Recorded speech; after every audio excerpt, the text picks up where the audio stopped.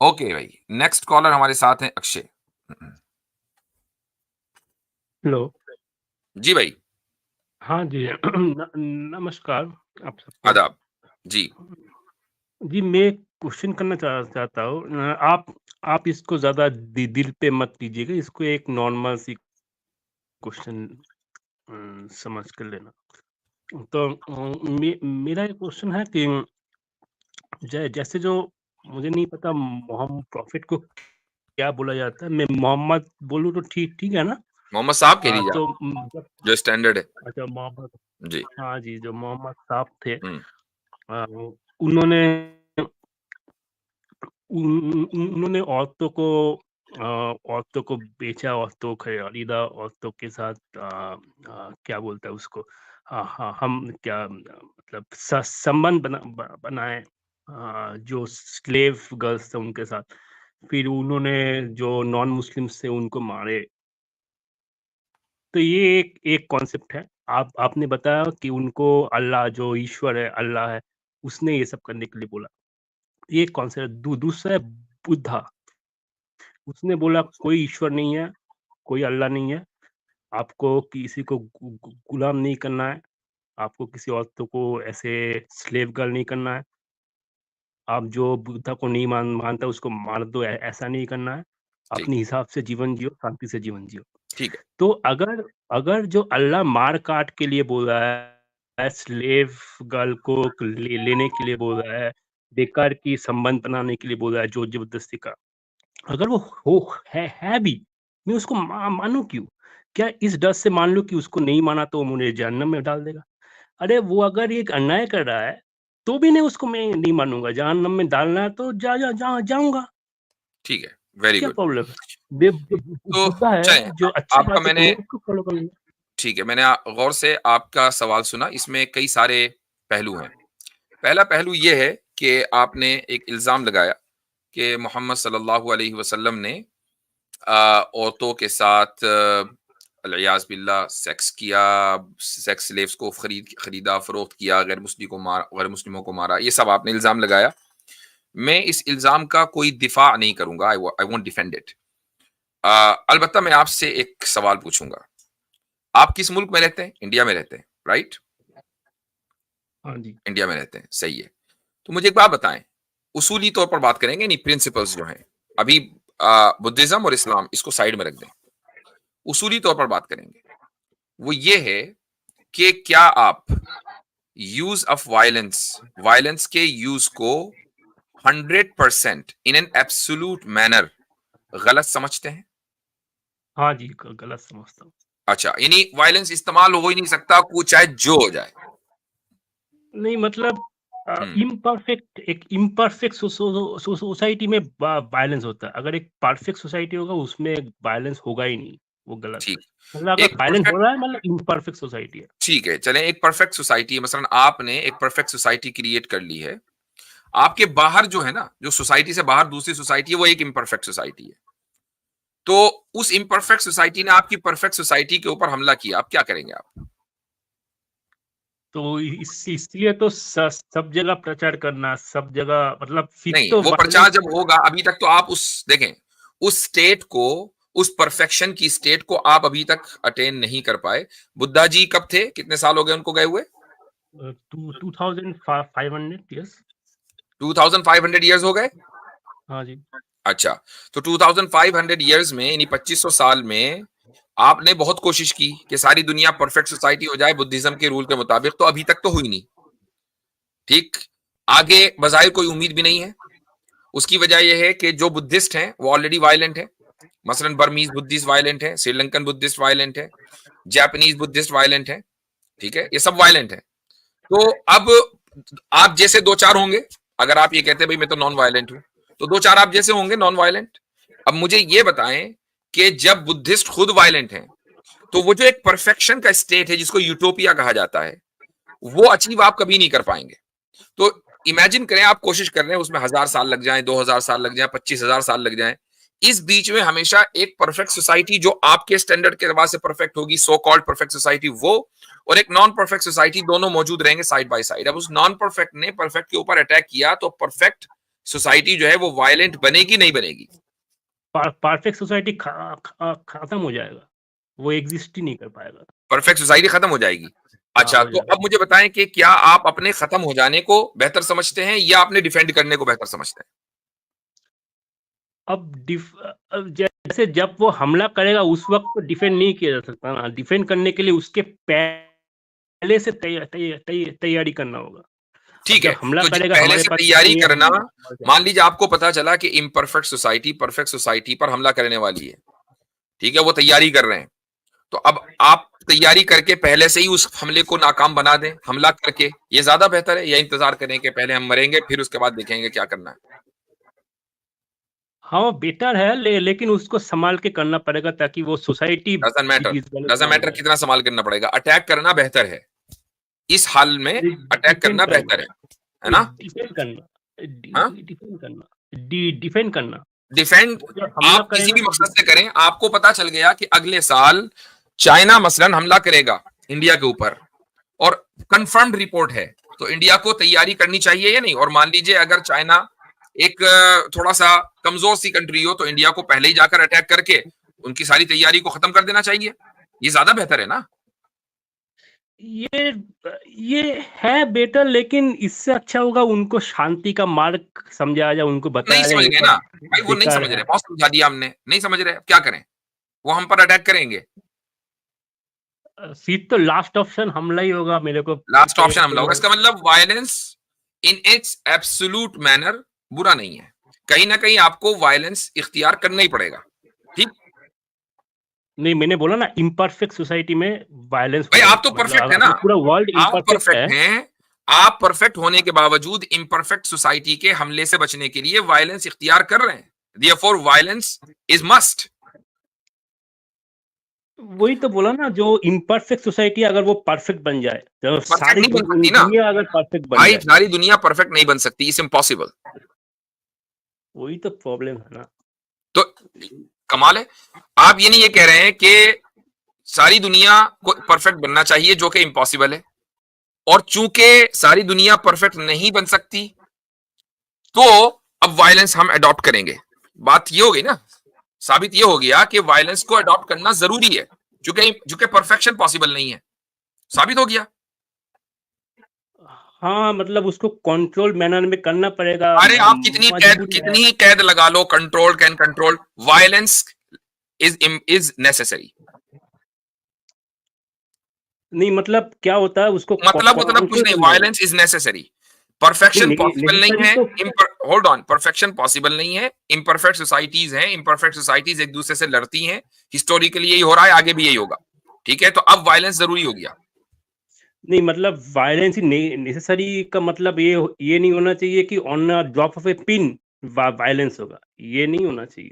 वो हम वो हमेशा डिटेल है, वो डिटेल में मत जाइए, मैं सिर्फ वायलेंस की बात कर रहा हूँ, कैसे होगा वो बाद में बात करूंगा, हाँ, वो अभी मैं बात इम्परफेक्ट कर रहा हूँ वायलेंस सोसाइटी की, में। वायलेंस हाँ, मस्ट है।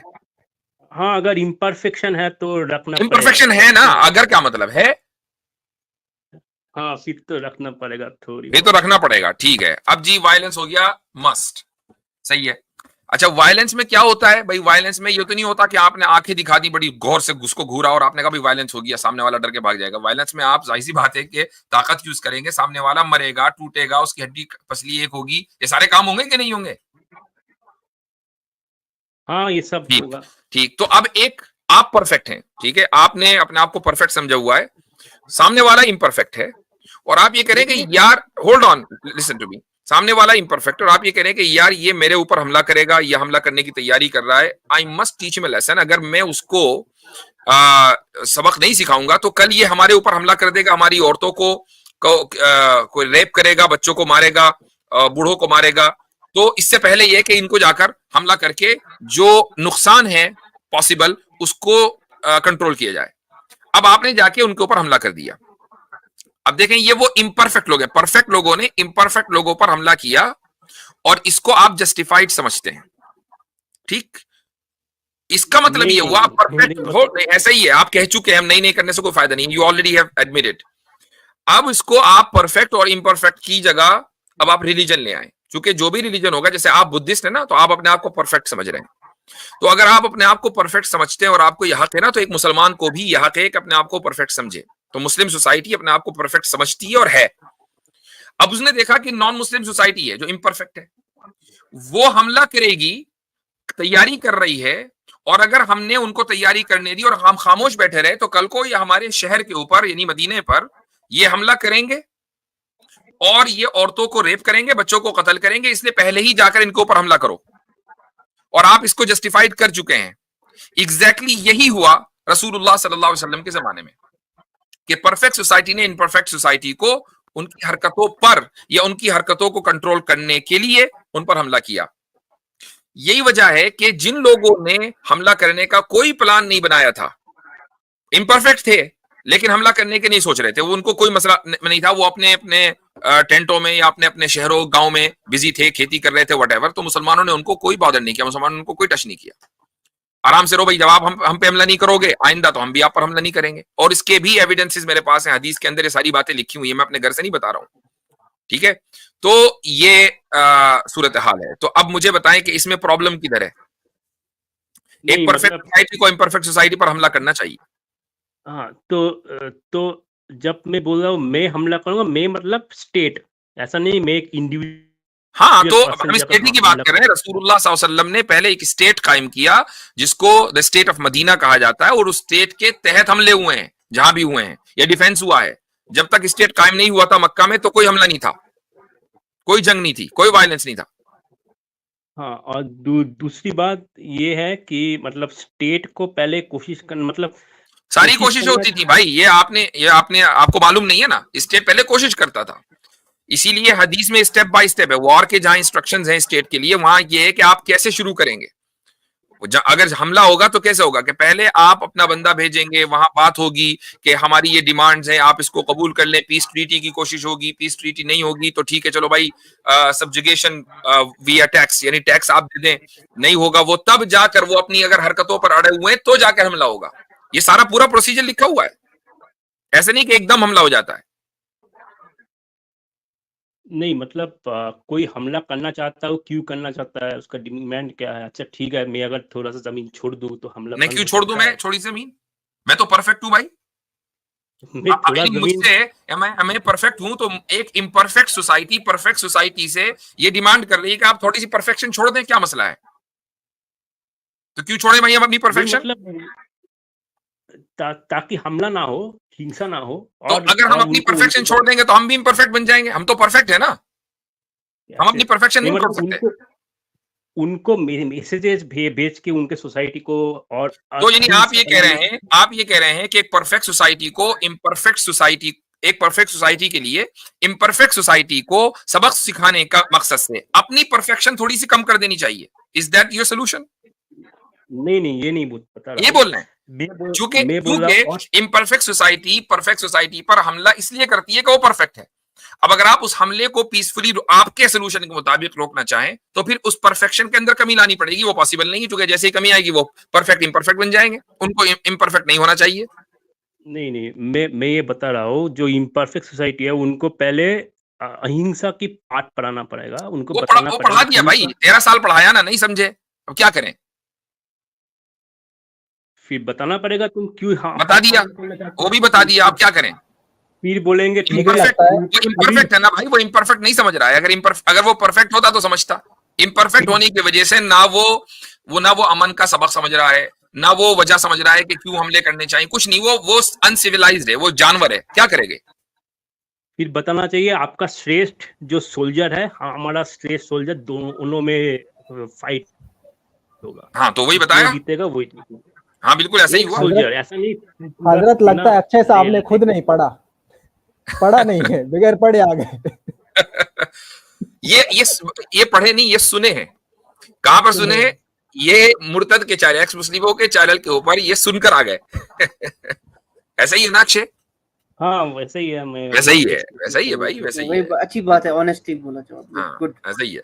तो देखें, हाफ नॉलेज जो होती है ना, वो ऐसी होती है मेरे भाई। आपको बताया गया कि देखो ऐसा किया वैसा किया, आपने कहा यार ये तो बहुत बुरा हुआ।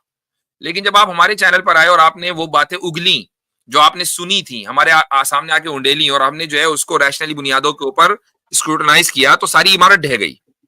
टू बी ऑनेस्ट सारी इमारत ढह गई। आप खुद ये अभी ये कह रहे थे यार मैं वायलेंट खुदा को क्यों मानूं, मैं तो बुद्धा को मानूंगा, और अभी आप खुद ही जो है आप कहने लगे कि हाँ यहाँ वायलेंस तो जरूरी है। इसका मतलब ये कि हर चीज जो है वो कॉन्टेक्स्ट बेस्ड होती है।